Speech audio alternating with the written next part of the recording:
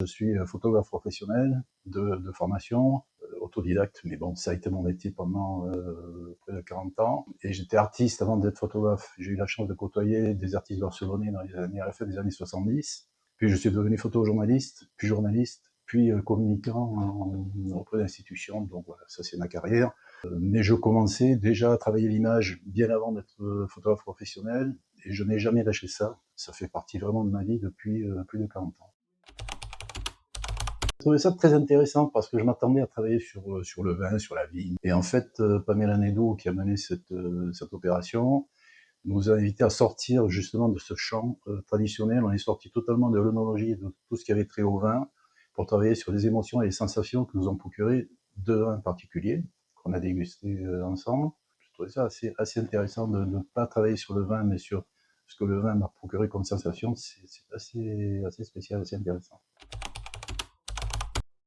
On est parti d'émotions, donc j'ai canalisé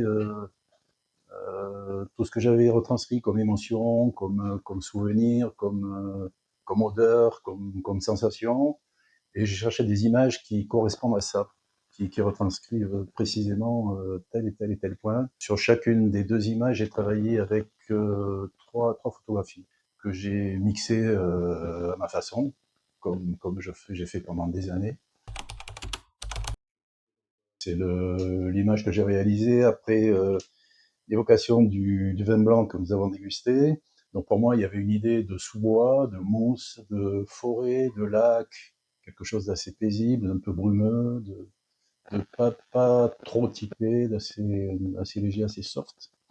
Donc j'ai pris une image de lac que j'avais en stock, une forêt dans la Creuse, et un autre lac, c'est très bizarre, où il y avait un petit chalet juste au bord, et j'ai mixé tout ça en essayant de garder un petit peu la structure des images de base. Là, c'est l'évocation du vin rouge, donc je suis parti sur une idée de château, je sais pas pourquoi, une idée de château, de quelque chose d'un peu ancien, d'un peu cramoisi, d'un peu...